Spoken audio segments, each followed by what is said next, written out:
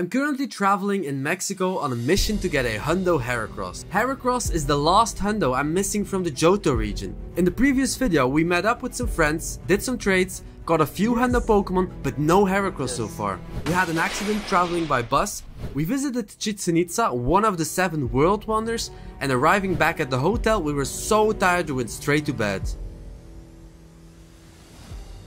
The next morning, when I woke up, I noticed I missed a Hundo Heracross notification while I was sleeping. But the notification was from yesterday evening. Then I realized that I went to bed very early. When I checked the time, I completely lost my mind. According to my journal, it was literally 6 minutes after I opened my last gift. And it was only 900 meters as well. At this point, it was also only the 4th day of our trip, so I still had faith. Our trip today is to Cenote Suitun. A cenote is a natural pit or sinkhole with water in it. The Suitun one is special because it has a hole at the top of the cenote, and when it's noon, the sunbeam shines exactly on a round platform. There was this huge queue to access the platform, so I went for a swim while Anne was waiting in line. We took some high quality pictures, so it was definitely worth the 30 minutes wait. When we were about to leave, we heard a big splash behind us. Everyone started shouting, there was panic everywhere. Apparently there was an iguana that fell down in the cenote through the hole. Some of the watchers quickly went to save it. Here is a close-up of the iguana. This guy made me jump so hard. We went back to Valladolid and ate some tacos. We checked some shops looking for a nice Mayan mask, but we didn't find one. So we took the bus to our next location, which is Tulum. The activity for our first day in Tulum was visiting Sian Khan. But to get there, we first had to take a bus.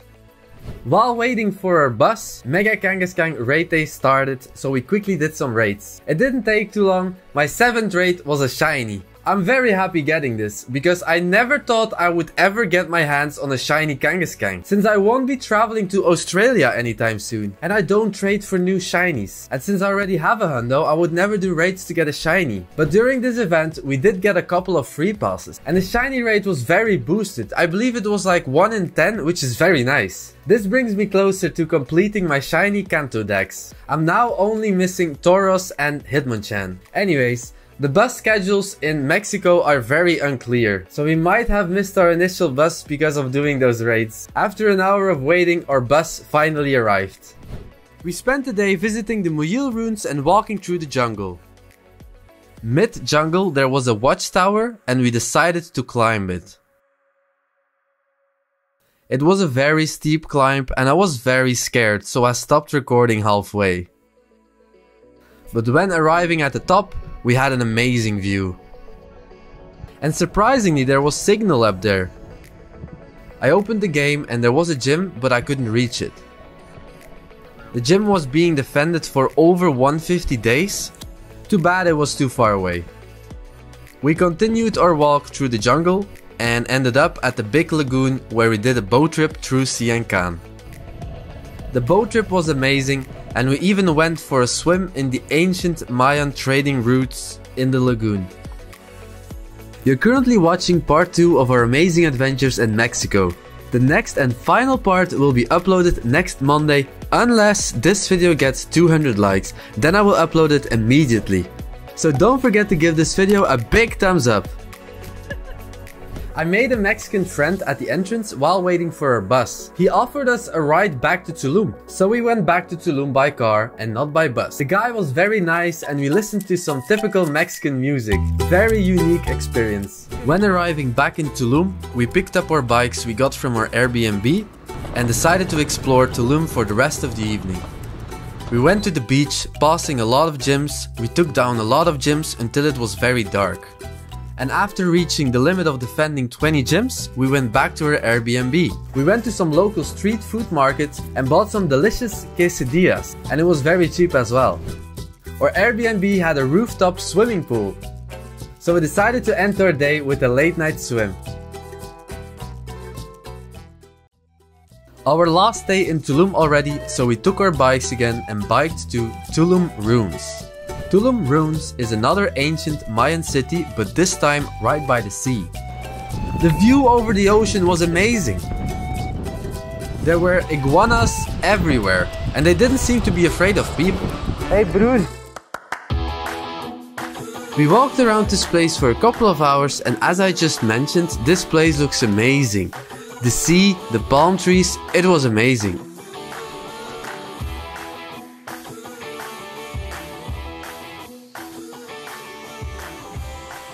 Before heading back to the Airbnb to check out, we first visited some souvenir shops. And on our way to the shops, I caught a shiny Solrock. I was hoping to get a shiny Corsola or Heracross, but this is also cool. Catch a shiny regional, check. So we went to several souvenir shops because we still didn't find a nice Mayan mask. The cool thing about these masks is that they're all unique. They all look different, they're all made different, so it's really hard to make a choice. And finally found a beautiful one. And after some negotiation about the price, we got it for a nice deal. The mask is pretty cool. The face on the mask is wearing a jaguar hat with some badass teeth.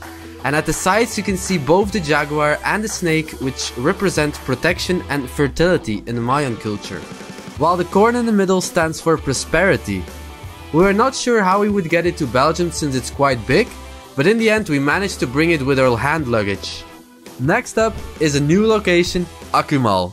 We traveled from Tulum to Akumal by bus. Arriving in Tulum, we still had to walk a long way to our accommodation. It was super hot and we didn't realize the path to our accommodation was actually a dust road. And we had to drag our luggage with us the whole time. After a good 10-minute walk, we arrived at the reception. We had to fill in some forms before we could enter our room. And on our way, I was thinking to myself, where did we get ourselves into? We were staying in the jungle and I didn't know this beforehand because Anne booked all of the accommodations. So we were staying in an upgraded tent of some sorts and the bathroom was pretty much outside. We luckily had a mosquito net above the bed to protect us from the bugs because there were a lot of bugs. Kinda reminds me of Niantic. At the accommodation we had a bike we could use, so we quickly grabbed one and biked towards the seaside to get something to eat.